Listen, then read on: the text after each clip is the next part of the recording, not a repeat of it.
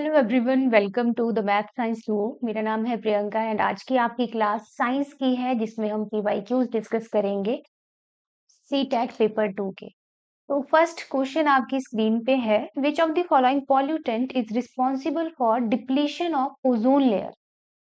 निम्नलिखित में से कौन सा प्रदूषक ओजोन परत के क्षरण के लिए जिम्मेदार है। ऑप्शन आपके पास है carbon dioxide, chlorofluorocarbons, methane and sulphur dioxide. तो ओजोन लेयर आपको पता है कौन से लेयर में प्रेजेंट होती है। अगर हम अर्थ की लेयर देखें, एटमॉस्फेयर, स्ट्रेटोस्फेयर, तो यहाँ पे ओजोन लेयर प्रेजेंट होती है आपके स्ट्रेटोस्फेयर में। ये भी आपको क्वेश्चन पूछा जा सकता है एग्जाम में, तो ये पॉइंट भी आपने याद रखना है कि ओजोन जो लेयर है वो कौन सी लेयर में प्रेजेंट होती है, वो स्ट्रेटोस्फेयर में प्रेजेंट होती है। तो यहाँ पे पूछा गया है कि कौन सा पॉल्यूटेंट रिस्पॉन्सिबल है, तो इसका करेक्ट आंसर है ऑप्शन बी, क्लोरोफ्लोरोकार्बन्स। कौन है रिस्पॉन्सिबल? क्लोरोफ्लोरोकार्बन्स। इसके अलावा और भी बहुत सारी चीजें हैं, सब्सटेंसेस हैं जो कि ओजोन लेयर की डिप्लीशन करते हैं, जैसे कि सीएफसीज हमने पढ़ लिया। दूसरा है हाइड्रोक्लोरोफ्लोरोकार्बन्स, HCFCs। तीसरा है हेलोन्स। फोर्थ है carbon tetrachloride. Next is methyl chloroform, methyl bromide, nitrous oxide, hydrobromofluorocarbons. तो ऑप्शन में आपको ये नाम भी देखने को मिल सकते हैं, तो ये भी आपने याद रखने हैं। एक बार फिर से देखेंगे सारे। प्राइमरी ओजोन डिप्लीटिंग सब्सटेंसेस में कौन कौन से हैं? सबसे पहले तो आपका CFC, फिर आपका HCFC, फिर हेलेंस, फिर carbon tetrachloride, methyl chloroform, methyl bromide, nitrous oxide, hydrobromofluorocarbons, HPFC। तो ये क्वेश्चन काफी इंपॉर्टेंट है। यहाँ से हमने एक्स्ट्रा चीजें भी सीखी कि ओजोन जो है स्ट्रेटोस्फेयर में प्रेजेंट होती है और अदर कौन कौन से डिप्लीटिंग सब्सटेंसेस हैं जो ओजोन लेयर की डिप्लीशन करते हैं। चलेंगे अपने नेक्स्ट क्वेश्चन पे। In which of the following cases of motion the distance move and the magnitude of displacement are equal. Distance और डिस्प्लेसमेंट कब इक्वल होते हैं, तो वो आपको पूछा गया है। गति के निम्नलिखित में से किस मामले में तय की गई दूरी और विस्थापन का परिमाण बराबर होता है? ऑप्शन ए है if the car is moving on a straight road. Option B है if the car is moving in a circular path. Option C है the pendulum is oscillating to and fro. The earth is revolving around the sun. तो इसमें पूछा गया है distance और displacement कब equal होते हैं। तो इसके लिए सबसे पहले तो डिस्टेंस और डिस्प्लेसमेंट के बारे में आपको पता होना चाहिए।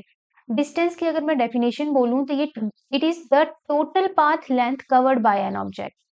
ठीक है, total path length covered by an object is called distance. और ये होती है एक स्केलर क्वांटिटी। कैसी क्वांटिटी है? स्केलर। ये भी क्वेश्चन आपसे पूछा जा सकता है कि डिस्टेंस आपका स्केलर क्वांटिटी है या वेक्टर क्वांटिटी है। तो distance is a scalar quantity. फिर आते हैं डिस्प्लेसमेंट पे, तो ये shortest straight line distance between the initial and final positions. Displacement क्या होता है? शॉर्टेस्ट डिस्टेंस, और हम कहेंगे स्ट्रेट लाइन में जो डिस्टेंस रहता है that between the initial and final position is called displacement.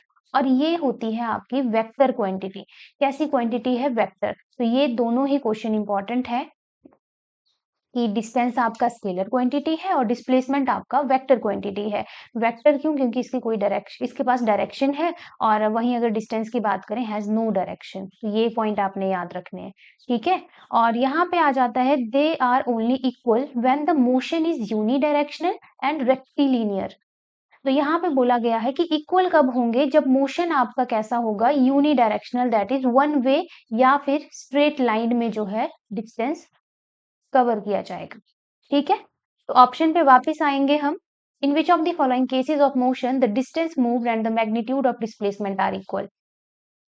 तो इसमें जो करेक्ट ऑप्शन है it is option A, if a car is moving on a straight road. अभी हमने पढ़ा कि स्ट्रेट लाइन में होना चाहिए, तभी जो है आपके दोनों क्या होंगे? इक्वल होंगे। और हमेशा याद रखना डिस्टेंस हमेशा ग्रेटर देन या फिर इक्वल होता है डिस्प्लेसमेंट के, कभी भी छोटा नहीं होगा।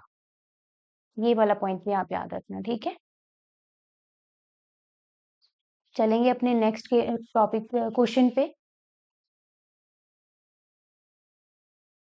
थर्ड क्वेश्चन है आपका, which synthetic fibre is also known as artificial cell.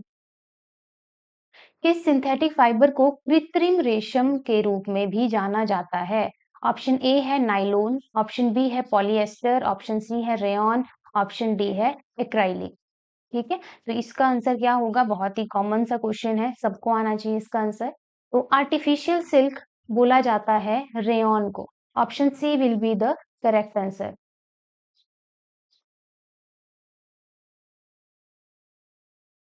Next question है which among the following is a clean fuel? निम्नलिखित में से कौन सा एक स्वच्छ ईंधन है? Diesel, petrol, CNG, kerosene. सबसे पहले तो क्लीन फ्यूल क्या होता है? जो पॉल्यूशन जो है बहुत ही कम ना के बराबर करता है, उसको कहा जाता है क्लीन फ्यूल। ठीक है, तो इसका जो करेक्ट आंसर है वो क्या है? Option C, CNG. क्या होती है सीएनजी की full form? Compressed natural gas. क्या होती है? Compressed natural gas. नेक्स्ट है फिफ्थ क्वेश्चन आपका, the process of converting sugar into alcohol is known as. चीनी को अल्कोहल में बदलने की प्रक्रिया को किस रूप में जाना जाता है? ऑप्शन ए है पास्चराइजिंग, ऑप्शन बी है फर्मेंटेशन, ऑप्शन सी है nitrogen fixation and option D है मोल्डिंग। ये क्वेश्चन हमने पहले भी डिस्कस किया हुआ है, पहले भी डिस्कस किया है, तो आंसर सोचिए आप और कमेंट करिए।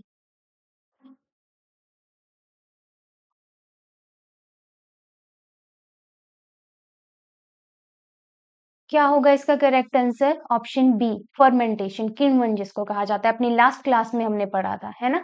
नेक्स्ट क्वेश्चन पे चलेंगे। क्वेश्चन नंबर 6 है, which of the following glands secrete the growth hormone? निम्नलिखित में से कौन सी ग्रंथि वृद्धि हार्मोन स्रावित करती है? ग्रोथ हार्मोन कौन सिक्रीट करता है? कौन सा ग्लैंड सिक्रीट करता है? ऑप्शन ए है एड्रिनल ग्लैंड, ऑप्शन बी है पेनक्रियास, ऑप्शन सी है पिट्यूटरी ग्लैंड, ऑप्शन डी है थायराइड ग्लैंड। तो देखो ये आपका मेनली बायोलॉजी सेक्शन से क्वेश्चन है, तो इसमें आपको डिफरेंट ग्लैंड्स के फंक्शन भी पता होने चाहिए। तो यहाँ पे देखो 4 मेजर ग्लैंड है जो आपके ऑप्शन में भी है। सबसे पहले एड्रिनल, फिर पेनक्रियास, फिर पिट्यूटरी, फिर आपका thyroid.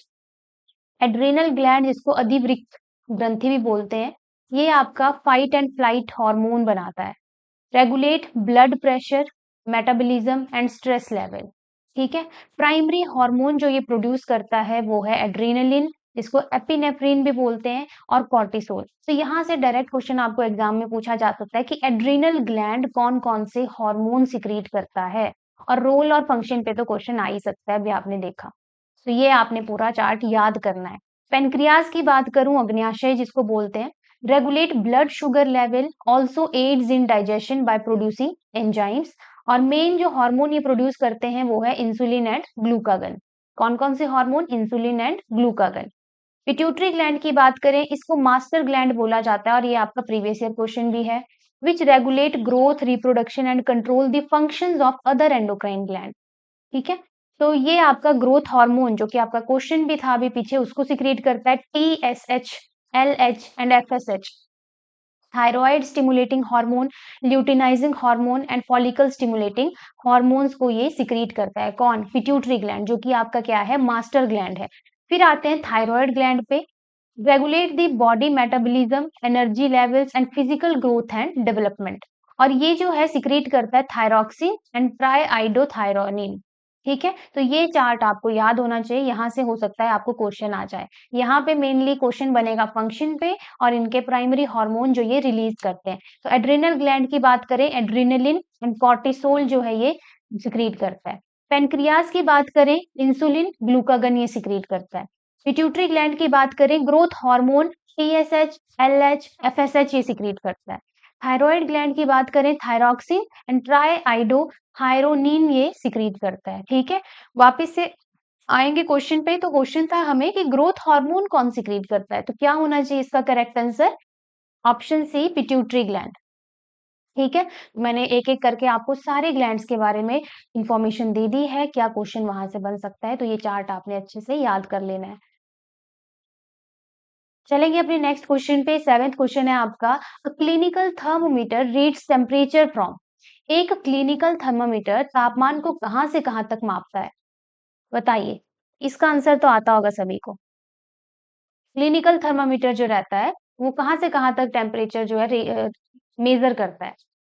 35 degree to 42 degree celsius, 32 degree to 45 degree celsius, 0 degree to 100 degree celsius या फिर 25 degree celsius to 45 degree celsius. क्या होना चाहिए इसका करेक्ट आंसर? करेक्ट आंसर इसका है option A, 35 to 42 degree celsius. ठीक है, याद रखना इस क्वेश्चन को भी। नेक्स्ट क्वेश्चन है, which of the following is a non metal but is लश्रस?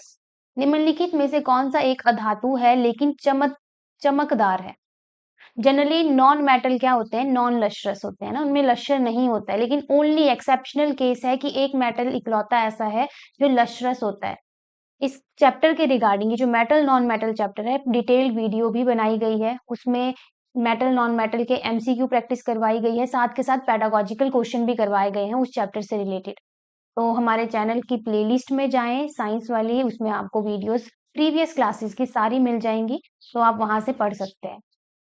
अगर यहाँ पे क्वेश्चन की बात की जाए तो नॉन मेटल कौन सा है जो लश्रस होता है, तो ऑप्शन में है फास्फोरस, आयोडीन, कार्बन, नाइट्रोजन। कौन सा होगा correct answer? Option B, iodine. तो iodine is a non metal but is lustrous, याद रखना आप। ठीक है, नेक्स्ट है ninth question, the image formed by a plane mirror is? समतल दर्पण द्वारा बना प्रतिबिंब होता है वर्चुअल एंड इरेक्ट, आभासी और सीधा, रियल एंड इरेक्ट, वास्तविक और सीधा, वर्चुअल एंड इन्वर्टेड, आभासी और उल्टा, रियल एंड इन्वर्टेड, वास्तविक और उल्टा। क्या होगा इसका आंसर? कैसी इमेज फॉर्म करता है प्लेन मिरर? प्लेन मिरर बनाता है वर्चुअल इमेज एंड इरेक्ट, आभासी और सीधा। ठीक है, याद रखना इसको।